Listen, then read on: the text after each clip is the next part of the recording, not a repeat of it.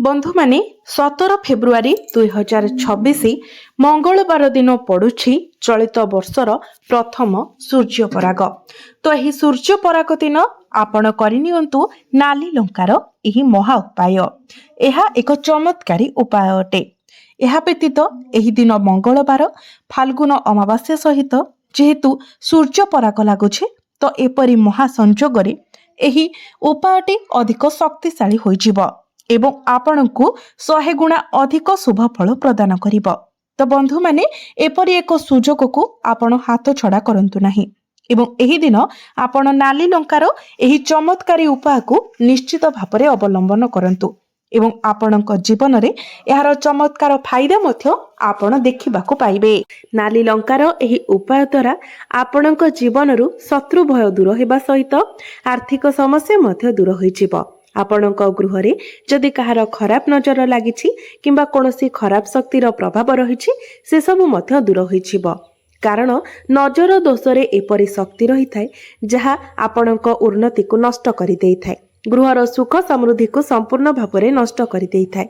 तेणु जदि आपणको लागुछि आपणक गृहरे सेपरि किछि समस्या रहिछि, आपणक उपरे किंबा आपणक घर उपरे कहार नजर दोष लागिछि किंबा कोनोसी तांत्रिक विद्यार प्रयोग करा जाइछि किंबा आपणक जीवन रे शत्रु संख्या बहुत अधिक मात्रा रे रहिछन्ति, अमावास्या दिन नाली लंकार उपाय आपण निश्चित भावरे पालन करंतु। कारण अमावास्या तिथि रे यह सबुठारु अधिक प्रभावशाली रही थाए। तेबे बंधु माने भिडियोटी रे आगो को बढ़िबा पूर्वरु आपण माने भिडियोटी को लाइक करी चैनल टी को सब्सक्राइब करि दियंतु एवं भक्ति एवं श्रद्धार सहित कमेंट बॉक्स रे जय मां लक्ष्मी निश्चय लिखंतु।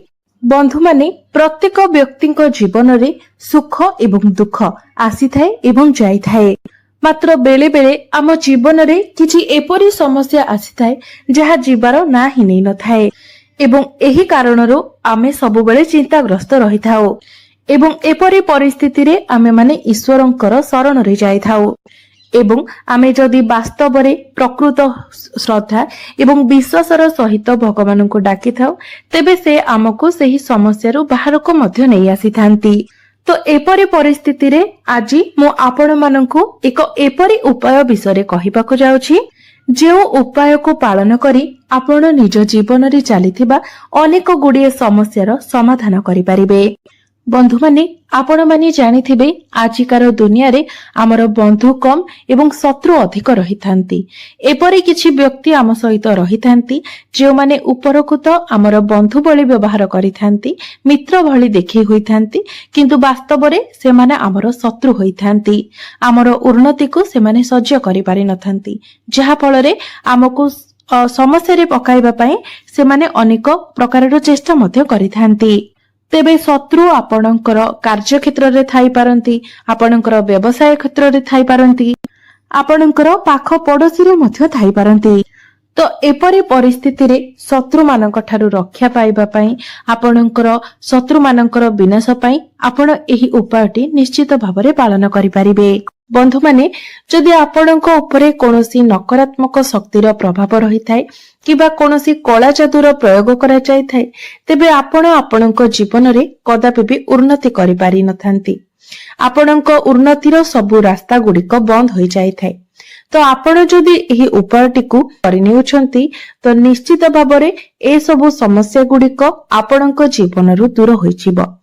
तेबे आज मो आपणको लाल लंकार किछि एपरी उपाय विषय कहिबाको जाउछि। जदि एही उपाय गुडिक आपण करिनियंती तो आपणक जीवन रु शत्रु भय दूर होइजिबो एवं आपणक उपरु सब खराब शक्तिर प्रभाव मध्य दूर होइजिबो। तेबे आपणक जीवन रे जदि शत्रु संख्या बढ़ी जाइछंती, जेउ आडे गले आपणको शत्रु भय लागि रहुछि किंबा आपणक शत्रु माने जदि आपणक विरुद्ध रे एपरी किछि कार्य करूछंती जहा द्वारा प्रत्येक क्षेत्र रु आपणको कष्ट मिलुछि, आपणको समस्यार सामना करबाको पडुछि एवं ए सब समस्या रु आपण मुक्ति पाइबाको चाहुछंती, तेबे आपण 3टी नाली लंका को जलाई एही छोटिया उपायटी करिनियंतु। एही उपायटी को करिबा मात्रे आपणकर शत्रु भय दूर होइजिबो। शत्रु माने आपणकर कोनोसी भी क्षति करि परिबे नाही। जेमिति नाली लंकाटी बहुत राग होई थाए सेमिति एहार रागपण द्वारा ଏହା ଆପଣଙ୍କର ଶତ୍ରୁ ମାନଙ୍କର ସବୁ ଶକ୍ତିକୁ ମଧ୍ୟ ନଷ୍ଟ କରିଦେବ। ସବୁ ଯୋଜନା ଗୁଡିକୁ ମଧ୍ୟ ନଷ୍ଟ କରିଦେବ। ଏହା ବ୍ୟତୀତ ଖରାପ ନଜରରୁ ମଧ୍ୟ ଏହା ଆପଣଙ୍କୁ ରକ୍ଷା କରିଥାଏ। ସମସ୍ତ ପ୍ରକାରର ନକାରାତ୍ମକ ଶକ୍ତିକୁ ଏହା ତୁରନ୍ତ ନଷ୍ଟ କରିଦେଇଥାଏ। ବନ୍ଧୁମାନେ, ନଜର ଉତାରିବା ପାଇଁ ଲାଲ ଲଙ୍କା ଏବଂ ଗୋଲମରିଚର ଉପାୟ ବହୁତ ହିଁ ପ୍ରଭାବଶାଳୀ ହୋଇଥାଏ। ବନ୍ଧୁମାନେ, ଏହି ଲାଲ ଲଙ୍କାଟି ଏତେ ଚମତ୍କାରୀ ହୋଇଥାଏ, ଏତେ ପ୍ରଭାବଶାଳୀ ହୋଇଥାଏ ଯେ ଆପଣ ଯେମିତି ହିଁ ଏହାର ଉପାୟକୁ କରିଥାନ୍ତି, ଏହା ତୁରନ୍ତ ହିଁ ତାର ଫଳ ଆପଣଙ୍କୁ ଦେଖେଇଥାଏ। 1 ରୁ 2 ଦିନ ମଧ୍ୟରେ ଆପଣ ଏହାର ପ୍ରଭାବ ନିଜ ଜୀବନରେ ଦେଖିବାକୁ ପାଇପାରିବେ। ତେବେ ବନ୍ଧୁମାନେ, ଆସନ୍ତୁ ଜାଣିନେବା ଏହି ଉପାୟକୁ ଆପଣଙ୍କୁ କିପରି ଭାବରେ ଏବଂ କେଉଁ ସମୟରେ କରିବାର ଅଛି। ତେବେ ତା ପୂର୍ବରୁ ଆପଣମାନେ ଭିଡିଓଟିକୁ ଲାଇକ୍ କରି ଚ୍ୟାନେଲଟିକୁ ସବସ୍କ୍ରାଇବ କରିନିଅନ୍ତୁ ଏବଂ କମେଣ୍ଟ ବକ୍ସରେ ଭକ୍ତି ଏବଂ ଶ୍ରଦ୍ଧାର ସହିତ ଜୟ ଶ୍ରୀ ଜଗନ୍ନାଥ ନିଶ୍ଚୟ ଲେଖନ୍ତୁ। ଆପଣମାନେ ନିଶ୍ଚିତ ଭାବରେ ଜାଣିଥିବେ, ଆପଣମାନେ ଯେତେବେଳେ ସଫଳତା ଆଡକୁ ଗତି କରିଥାନ୍ତି, ଉପରକୁ ଉଠିବାକୁ ଚେଷ୍ଟା କରିଥାନ୍ତି, ତ ସମାଜରେ ଆପଣଙ୍କର ଶତ୍ରୁ ସଂଖ୍ୟା ମଧ୍ୟ ବଢି ଯାଇଥାଏ ଏବଂ ସେମାନେ ସବୁ ଦିଗରୁ ଆପଣଙ୍କୁ ହଇରାଣ କରିବା ପାଇଁ ଚେଷ୍ଟା କରିଥାନ୍ତି, ସମସ୍ୟାରେ ପକାଇବାକୁ ଚେଷ୍ଟା କରିଥାନ୍ତି, ଆପଣଙ୍କୁ ତଳକୁ ଟାଣିବାକୁ ଚେଷ୍ଟା କରିଥାନ୍ତି। ତେବେ ସେମାନଙ୍କ ଠାରୁ ବଞ୍ଚିବା ପାଇଁ, ସେମାନଙ୍କର ସମସ୍ତ ପ୍ରକାରର ଷଡଯନ୍ତ୍ରରୁ ରକ୍ଷା ପାଇବା ପାଇଁ ଆପଣମାନେ ନିଶ୍ଚିତ ଭାବରେ ଏହି ଉପାୟଟିକୁ ପାଳନ କରନ୍ତୁ।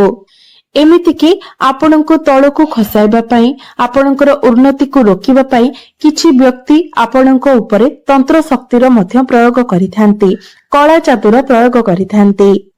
ବେଳେ ବେଳେ ଆପଣଙ୍କର ଘର ଉପରେ ଏସବୁ ପ୍ରୟୋଗ ହୋଇଥାଏ କିମ୍ବା ବେଳେ ବେଳେ ଆପଣଙ୍କର ବିଜନେସରେ ମଧ୍ୟ ଏସବୁ ପ୍ରୟୋଗ କରାଯାଇଥାଏ, ଯାହା ଫଳରେ ଆପଣଙ୍କର ଘରର ଉନ୍ନତି ହୋଇପାରିନଥାଏ କିମ୍ବା ଯଦି ଆପଣଙ୍କର ବିଜନେସ କରୁଛନ୍ତି, ଆପଣଙ୍କର ବିଜନେସରେ ଭଲ ଲାଭ ହେଉଥିବ, ତ ହଠାତ୍ କରି ଆପଣଙ୍କର ଲାଭ ବଦଳରେ କ୍ଷତି ହେବାକୁ ଲାଗିଥାଏ। ତେବେ ଏପରି ପରିସ୍ଥିତିରେ ଆପଣ ଯଦି ଏହି ଲାଲ ଲଙ୍କାର ଉପାୟଟିକୁ କରିନେଉଛନ୍ତି, ଯାହା ଆଜି ମୁଁ ଆପଣଙ୍କୁ ଏହି ଭିଡିଓରେ କହିବାକୁ ଯାଉଛି, ତ ନିଶ୍ଚିତ ଭାବରେ ଏ ସମସ୍ତ ପ୍ରଭାବରୁ ଆପଣଙ୍କୁ ମୁକ୍ତି ମିଳିଯିବ। ଏ ସମସ୍ତ ପ୍ରଭାବ ଗୁଡିକ ନଷ୍ଟ ହୋଇଯିବ ଏବଂ ପୁଣି ଥରେ ଆପଣ ନିଜ ଜୀବନରେ ଉନ୍ନତି କରିବାକୁ ଲାଗିବେ। ତେବେ 3ଟି ନାଲି ଲଙ୍କା ଆପଣଙ୍କୁ କେଉଁଠାରେ ଜଳାଇବାର ଅଛି ଏବଂ କେଉଁ ଦିନ ଆପଣଙ୍କୁ ଏହି ଉପାୟକୁ କରିବାର ଅଛି? ତେବେ ସେଥିପାଇଁ ସର୍ବପ୍ରଥମେ ଆପଣଙ୍କୁ 3ଟି ନାଲି ଶୁଖିଲା ଲଙ୍କା ନେବାର ଅଛି ଏବଂ ଏମିତି ଲଙ୍କା ନେବେ ଯାହାକି ସମ୍ପୂର୍ଣ୍ଣ ଭାବରେ ନିଖୁଣ ହୋଇଥିବ ଏବଂ ସେଥିରେ ଡେମ୍ଫ ଲାଗିଥିବ। ତାପରେ ଆପଣଙ୍କୁ ଗୋଟେ କର୍ପୂର ଖଣ୍ଡ ନେବାର ଅଛି। ତାପରେ ଆପଣ ଗୋଟିଏ ଧଳା ରଙ୍ଗର କାଗଜ ନିଅନ୍ତୁ, ଯେଉଁଥିରେ କିଛି ବି ଲେଖା ହୋଇନଥିବ, କୌଣସି ଗାର ମଧ୍ୟ ଯେମିତି ନ ପଡିଥିବ, ସମ୍ପୂର୍ଣ୍ଣ ସାଦା କାଗଜଟିଏ ଆପଣଙ୍କୁ ନେବାର ଅଛି ଏବଂ ଗୋଟିଏ କଲମ ମଧ୍ୟ ଆପଣଙ୍କୁ ନେବାର ଅଛି। ଏପରି କଲମ ଯାହାର ରଙ୍ଗ କଳା ହୋଇଥିବ, ତାର ସାହିଟି ଯେପରି କଳା ହୋଇଥିବ। ତେବେ ଏହି ଉପାୟଟିକୁ ଆପଣଙ୍କୁ ଆପଣଙ୍କ ନିଜ ଘରେ କରିବାର ଅଛି। ମାତ୍ର ମନେ ରଖିବେ, ଆପଣ ନିଜ ଘରେ ଗୋଟେ ଏପରି ରୁମରେ ବସିବେ, ଯେତେବେଳେ ଆପଣ ଏହି ଉପାୟଟିକୁ କରିବେ, ଯେମିତି ସେହି ରୁମକୁ କେହି ନ ଆସନ୍ତି କିମ୍ବା ଏ ବିଷୟରେ ଆପଣଙ୍କୁ କେହି କିଛି ନ ପଚାରନ୍ତି। ଉପାୟଟି କରିବା ସମୟରେ ଆପଣ କବାଟଟିକୁ ବନ୍ଦ କରିଦେବେ।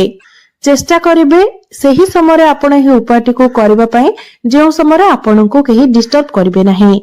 କାରଣ ଯଦି ଆପଣ ଏହି ଉପାୟଟି କରିବା ସମୟରେ କେହି ଦେଖି ନିଅନ୍ତି କିମ୍ବା ଆପଣଙ୍କୁ କିଛି ପଚାରି ଦିଅନ୍ତି, ତ ଏହି ଉପାୟଟି ତାର ପ୍ରଭାବ ଦେଖାଇ ନଥାଏ, ଏହି ଉପାୟଟି ନିଷ୍ଫଳ ହୋଇଯାଇଥାଏ।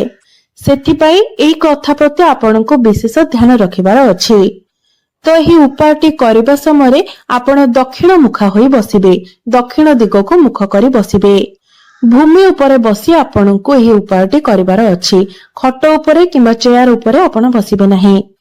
ତାପରେ ଆପଣ ଯେଉଁ କାଗଜଟି ନେଇଥିବେ ଏବଂ ଯେଉଁ କଳା ରଙ୍ଗର ପେନଟି ନେଇଥିବେ, ସେଥିରେ ଆପଣ ସେହି କାଗଜ ଉପରେ ଶତ୍ରୁ ଲେଖିବେ। ମନେ ରଖନ୍ତୁ, ଶତ୍ରୁର ନାମ ଆପଣ ଲେଖିବେ ନାହିଁ, କାରଣ ଏପରି କିଛି ଶତ୍ରୁ ଆପଣଙ୍କର ଥାଇପାରନ୍ତି ଯାହାକୁ ଆପଣ ଜାଣି ମଧ୍ୟ ନଥିବେ। ଆପଣ ତାଙ୍କୁ ନିଜର ମିତ୍ର ଭାବୁଥିବେ, କିନ୍ତୁ ବାସ୍ତବରେ ସେ ଆପଣଙ୍କର ଶତ୍ରୁ ହୋଇଥିବେ। ତ ସବୁ ଶତ୍ରୁ ମାନଙ୍କର ନାମ ଲେଖିବା ମଧ୍ୟ ସମ୍ଭବ ହେବ ନାହିଁ। ତେଣୁ ଆପଣ କାହାର ନାମ ନ ଲେଖି କାଗଜ ଉପରେ ଶତ୍ରୁ ଲେଖିବେ। ତାପରେ ଆପଣ ଯେଉଁ ଡେମ୍ଫ ଲାଗିଥିବା 3ଟି ନାଲି ଶୁଖିଲା ଲଙ୍କା ନେଇଥିବେ, ସେହି 3ଟି ଲଙ୍କାକୁ ହାତରେ ଧରି ଆପଣ ନିଜ ମୁଣ୍ଡରୁ ପାଦ ପର୍ଯ୍ୟନ୍ତ 7 ଥର आंटी क्लॉकवाइज बुलाइबार अछि। तो आपण निजे ही ସେହି ଲଙ୍କାକୁ ହାତରେ ଧରି ମୁଣ୍ଡର ଉପର ଠାରୁ ପାଦ ତଳ ପର୍ଯ୍ୟନ୍ତ ଆଣ୍ଟି କ୍ଲକୱାଇଜ 7 ଥର ବୁଲାଇବାର ଅଛି।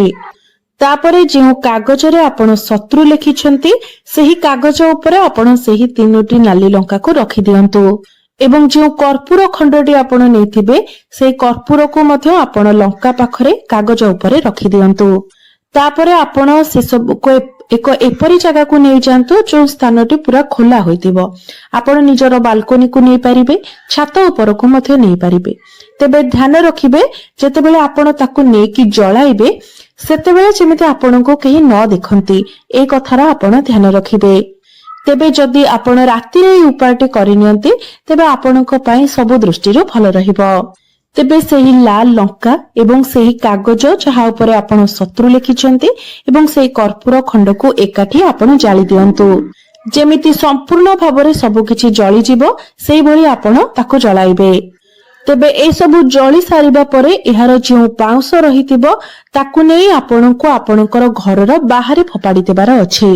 ଯଦି ଏହି ଉପାୟଟିକୁ ଆପଣ ରାତି ସମୟରେ କରୁଛନ୍ତି ତ ଆପଣ ଏହାର ପାଉଁଶକୁ ତା ପରଦିନ ମଧ୍ୟ ଫୋପାଡ଼ି ପାରିବେ ଏବଂ ଚାହିଁଲେ ସେହି ସମୟରେ ମଧ୍ୟ ଆପଣ ତାକୁ ଫୋପାଡ଼ି ଦେଇ ପାରିବେ। ଏବଂ ଯେତେବେଳେ ଆପଣ ସେହି ପାଉଁଶକୁ ଫୋପାଡ଼ିକି ଆସିବେ ତ ଭୁଲରେ ମଧ୍ୟ ପଛକୁ ଚାହିଁବେ ନାହିଁ, ଫୋପାଡ଼ିବେ ଏବଂ ସିଧା ଆପଣ ଆପଣଙ୍କର ଘରକୁ ଆସିବେ। ବିଲକୁଲ ବି ଆପଣ ପଛକୁ ଚାହିଁବେ ନାହିଁ, ଯାହାକୁ କି ଆପଣଙ୍କୁ ଏ କଥାର ସମ୍ପୂର୍ଣ୍ଣ ଭାବରେ ଧ୍ୟାନ ରଖିବାର ଅଛି। ଏହି ଉପାୟଟିକୁ ଆପଣ ସପ୍ତାହର କୌଣସି ବି ବାରରେ କରିପାରିବେ, କୌଣସି ବି ଦିନରେ ଆପଣ ଏହି ଉପାୟଟିକୁ କରିପାରିବେ। ତେବେ ମନେ ରଖନ୍ତୁ ଏହି ଉପାୟଟିକୁ ଅତି କମରେ ଆପଣଙ୍କୁ 3 ଥର କରିବାର ଅଛି, ଅର୍ଥାତ 3 ଦିନ ଆପଣଙ୍କୁ ଏହି ଉପାୟଟିକୁ କରିବାର ଅଛି। ଯଦି ଆପଣ 3 ଥର ଲଗାତାର ଏହି ଉପାୟଟିକୁ କରିନେଉଛନ୍ତି ନିଶ୍ଚିତ ଭାବରେ ଆପଣ ଏହାର ପ୍ରଭାବ ଆପଣଙ୍କ ଜୀବନରେ ଦେଖିବାକୁ ପାଇପାରିବେ। ଆପଣଙ୍କର ସମସ୍ତ ଶତ୍ରୁ ଧୀରେ ଧୀରେ ଦୁର୍ବଳ ହୋଇଯିବେ। ଆପଣଙ୍କ ବିରୁଦ୍ଧରେ ସେମାନେ ଆଉ କୌଣସି ବି ଷଡ଼ଯନ୍ତ୍ର କରିପାରିବେ ନାହିଁ କିମ୍ବା ଯଦି ବି କରନ୍ତି ତାର କୌଣସି ବି ପ୍ରଭାବ ଆପଣଙ୍କ ଉପରେ ପଡ଼ିବ ନାହିଁ। ସେମାନେ ଆପଣଙ୍କର କୌଣସି କ୍ଷତି କରିପାରିବେ ନାହିଁ। ଏହା ସହିତ ଆପଣଙ୍କ ଉପରେ ଯଦି କିଛି ନଜର ଦୋଷ ଥିବ କିମ୍ବା କୌଣସି ବି କଳା ଯାଦୁର ତନ୍ତ୍ର ଶକ୍ତିର ପ୍ରୟୋଗ ଆପଣଙ୍କ ଉପରେ କରାଯାଇଥିବ ତ ତାହା ମଧ୍ୟ ସମ୍ପୂର୍ଣ୍ଣ ରୂପରେ ନଷ୍ଟ ହୋଇଯିବ ଏବଂ ଧୀରେ ଧୀରେ ପୁଣି ଥରେ ଆପଣ ଉନ୍ନତି କରିବାକୁ ଲାଗିବେ। ଆପଣଙ୍କର ଘର ହେଉ କିମ୍ବା ବିଜନେସ ହେଉ ଆପଣ ଧୀରେ ଧୀରେ ଏସବୁରେ ଉନ୍ନତି ଦେଖିବାକୁ ପାଇବେ। ଏହା ବ୍ୟତୀତ ନାଲି ଲଙ୍କାର ଆହୁରି ଅନେକ କିଛି ଉପାୟ ମଧ୍ୟ ରହିଛି। ତେବେ ଯଦି ଆପଣଙ୍କୁ ଦୀର୍ଘ ଦିନ ଧରି କୌଣସି ରୋଗ ବେମାରୀ ଲାଗି ରହିଛି, ଅନେକ ଚେଷ୍ଟା ପରେ ମଧ୍ୟ ଆପଣଙ୍କର ସ୍ୱାସ୍ଥ୍ୟରେ ସୁଧାର ଆସିପାରୁନାହିଁ, ତେବେ ସମସ୍ତ ପ୍ରକାରର ରୋଗ ଏବଂ ଦୋଷକୁ ଦୂର କରିବା ପାଇଁ ଆପଣ 7ଟି ନାଲି ଲଙ୍କା ନିଅନ୍ତୁ, କିଛି କଳା ରାଶି, 7ଟି ଜାଇଫଳ ଏବଂ କିଛି ଫିଟିକିରି ନିଅନ୍ତୁ। 7ଟି ଫିଟିକିରିର ଟୁକୁଡ଼ା ନେଇଯାଆନ୍ତୁ। ଗୋଟିଏ ଲାଲ କପଡ଼ାରେ ଏସବୁକୁ ଆପଣ ରଖିଦିଅନ୍ତୁ ଏବଂ ଏହାକୁ ଗୋଟିଏ ପୁଟୁଳି ବନାଇ ଦିଅନ୍ତୁ। ତାକୁ ନେଇ ଯଦି ଆପଣଙ୍କ ଘରର କୌଣସି ସଦସ୍ୟ ଦୀର୍ଘ ଦିନ ଧରି କୌଣସି ବେମାରୀରେ ପଡ଼ି ରହିଛନ୍ତି ତ ତାଙ୍କ ପାଖରେ ଏହି ପୁଟୁଳିଟି ରଖିଦିଅନ୍ତୁ। ତେବେ ଏହି ଉପାୟଟିକୁ ଆପଣଙ୍କୁ ଶୁକ୍ରବାର ଦିନ କରିବାର ଅଛି। ତ ଶୁକ୍ରବାର ଦିନ ଆପଣ ଏହି ପୁଟୁଳିଟିକୁ ନେଇକି ତାଙ୍କ ପାଖରେ ରଖିଦିଅନ୍ତୁ। ତା ପରଦିନ ଅର୍ଥାତ ଶନିବାର ଦିନ ସେହି ପୁଟୁଳିଟିକୁ ନେଇକି ଆପଣଙ୍କ ଘର ପାଖରେ ଥିବା କୌଣସି ବି ଓସ୍ତ ଗଛ ମୂଳରେ ରଖିଦିଅନ୍ତୁ। ଯଦି ଆପଣ ଏପରି କରନ୍ତି ତେବେ ଦେଖିବେ ସେହି ବ୍ୟକ୍ତିଙ୍କର ସ୍ୱାସ୍ଥ୍ୟରେ ଧୀରେ ଧୀରେ ସୁଧାର ଆସିବାକୁ ଲାଗିବ ଏବଂ ସେ ନିଜକୁ ସୁସ୍ଥ ଅନୁଭବ କରିବେ। ଯଦି ଆପଣଙ୍କର ଧନ କୌଣସି ଜାଗାରେ ଅଟକି ଯାଇଛି, ଆପଣ କାହାକୁ ଧାର କରଜ ଦେଇଛନ୍ତି ତାହା ଆପଣଙ୍କୁ ଫେରସ୍ତ ମିଳିପାରୁନାହିଁ କିମ୍ବା କୌଣସି ବି କାରଣରୁ ଆପଣଙ୍କର ଟଙ୍କା କେଉଁଠାରେ ଅଟକି ଯାଇଛି ଏବଂ ଆପଣଙ୍କୁ ତାହା ମିଳିପାରୁନାହିଁ, ଅନେକ ଚେଷ୍ଟା ପରେ ମଧ୍ୟ ସେହି ଟଙ୍କା ଆପଣଙ୍କୁ ମିଳିପାରୁନାହିଁ, ତ ଆପଣ ଗୋଟିଏ କପଡ଼ାରେ ଲାଲ ଲଙ୍କା ବାନ୍ଧି ରଖିଦିଅନ୍ତୁ ଏବଂ ଗୋଟେ ସପ୍ତାହ ପରେ ସେହି କପଡ଼ାକୁ ବଦଳାଇ ଦିଅନ୍ତୁ। ପୁଣି ଆଉ ଗୋଟିଏ କପଡ଼ାରେ ସେହି ଲଙ୍କାକୁ ଆପଣ ବାନ୍ଧି ଦିଅନ୍ତୁ। ଏପରି ଯଦି ଆପଣ କରନ୍ତି ତ ଆପଣଙ୍କର ଅଟକି ରହିଥିବା ଧନ ପୁଣି ଥରେ ଆପଣଙ୍କୁ ମିଳିପାରିବ। ବନ୍ଧୁମାନେ, ଯଦି ଆପଣ ବ୍ୟାପାର ବାଣିଜ୍ୟ କରୁଛନ୍ତି ଏବଂ ସେଥିରେ ଆପଣ ସବୁବେଳେ ଲାଭ ପ୍ରାପ୍ତି କରିବା ପାଇଁ ଚାହୁଁଛନ୍ତି, ଆପଣଙ୍କର ବିଜନେସକୁ ଆଗକୁ ବଢାଇବା ପାଇଁ ଚାହୁଁଛନ୍ତି, तो सेथिपाई मंगलवार दिन आपण 7टी नाली लंका नहीं जातु एवं गोटे धला रंगर कपड़ारे सही लंका को बांधी आपण गोटे पुटली बनाई दियंतु एवं ताकू निजर धन रखुथिबा स्थान रे नहीं रखि दियंतु। अर्थात बिजनेस रे आपण जेउठारे आपणकर टंका को रखुचंती सेठारे रखि दियंतु। एही उपायटी को करबा द्वारा बिजनेस रे आपणकर केबे क्षति हेबो नाही एवं आपणकर बिजनेस रे आपणकर उन्नति हेबाको लागिबो, आपणकर धन रे वृद्धि हेबाको लागिबो। तेबे बंधु माने मोर ही भिडियोटी जदि आपण माननको भलो लागि थाए तेबे भिडियोटी को लाइक करी चैनल टी को सब्सक्राइब करि देबे एवं कमेंट बॉक्स रे भक्ति एवं श्रद्धार सहित जय श्री जगन्नाथ, जय मां लक्ष्मी